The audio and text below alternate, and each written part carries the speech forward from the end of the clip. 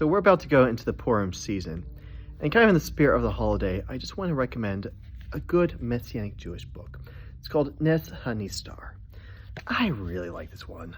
In fact, I like everything this author does. I'm going to be reviewing quite a few of his works.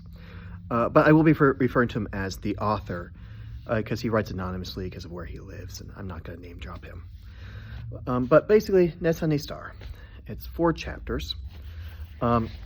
And each one's about something slightly different, but I'll just give it a quick review so you can have an idea of what it's about. The first and main chapter of the book is a midrashic reading of Megillat Esther, the book of Esther, and I really like it. I was hooked almost immediately because, you see, I'm not usually a fan of midrash, not midrash written in the modern day. And the author confesses it as well. We don't have the authority or the ability, really, to write a midrash in the modern world. But what he had done is he had started writing like a little sermon analogy, and it just grew and grew until it took up the whole book, and he realized this had to be its own thing.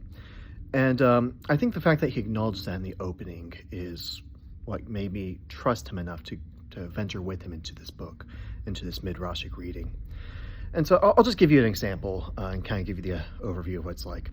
So in the first, he goes over the first chapter of Megillat Esther, and he says, you know, this whole episode of Vashti, and it just seems so disconnected from the rest of the book. And it's true. Scholars have wondered why it's even there. He says, you have to imagine this as a parable maybe like Messiah Yeshua. And he says, you know, imagine a parable that went like this.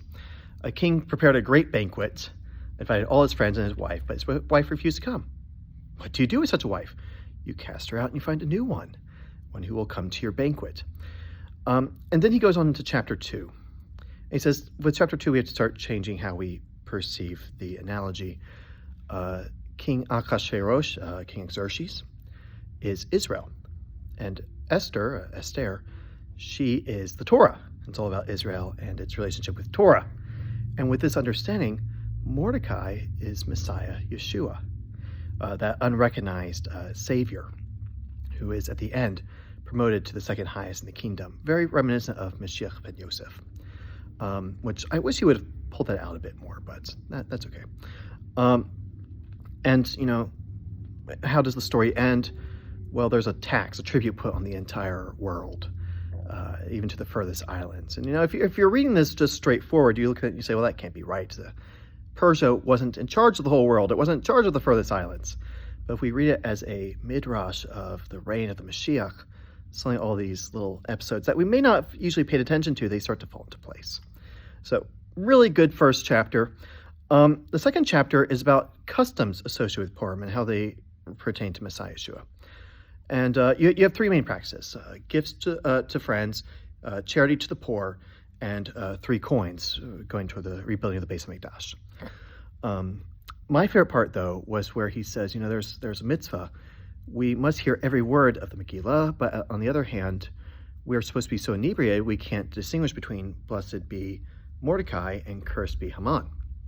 And he says, why is this? How is this? And he says, well, in the modern world, we are currently at a place as a people where we can't distinguish between the blessed Messiah Yeshua and the cursed spirit of Amalek.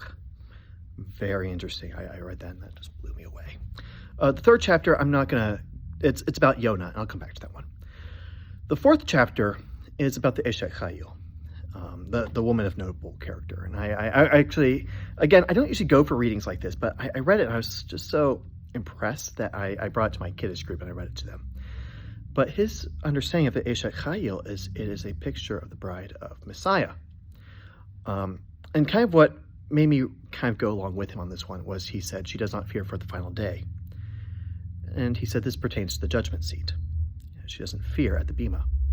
I thought about it. I said, how have I been reading this? Do I just gloss over that? Do I just assume it refers to death? And if this is the bima, then understand that, you know, like her whole household is clothed in crimson, pertains to the acts of tzedakah, the acts of righteousness that go with us before the throne. Very interesting reading. And at the very least, you know, these midrashic readings, they're just there to make us think. And maybe like take these little passages like she does not fear for the final day and say, how do I understand this? What is my relationship to them? can we create meaning out of them and thus kind of create with our Creator? Going back to that third chapter about Yonah, if I had to find one criticism with this book, this would be it. I don't really see how the third chapter about Yonah really pertains to the rest of the book. I mean, like even the Eshet Chayil, I can see how that ties in with Esther, who's also a woman of noble character. I don't think it really makes that connection, but it's pretty obvious to me.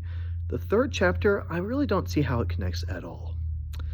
And but in this, it's a midrashic reading, trying to understand the motives of Yonah. It's a great read. I'm not disparaging it at all. In fact, I highly recommend everyone read it. Even if it doesn't convince you, it'll make you think. But what I would have done if I was this author, and this is just my personal opinion, is I would have separated the Yonah reading into a separate book, and I would have possibly combined it with a translation and commentary on Tractate Yoma. And then with Yonah and Yoma in the same book, we'd have a little booklet ready, comparable to Nes HaNistar, but getting us ready for Yom HaKippurim. I would have appreciated that. And in fact, if I have any authors who are listening to this, I want a Messianic Jewish pamphlet, reading, whatever, going through Tractate Yoma so that we can read it on the eve of Yom HaKippurim. That would be I would love that. I can't find it, and I'm not the one to write it. I'll edit it for you, though, because I have experience in the editing field. But yeah, that would be my only real criticism. I wish those were two separate books, but what is that really? That's just me saying I wish there was a little bit more. Maybe a little bit more from this author about the holidays. Maybe he'll come out with more. I would eat those up in a minute. And so, final thoughts. If you are the Messianic Jewish leader of a congregation, if you are in charge of a Messianic Bible study or like a Torah club, or even if you just have a Messianic Jewish family, I highly recommend Nes HaNistar.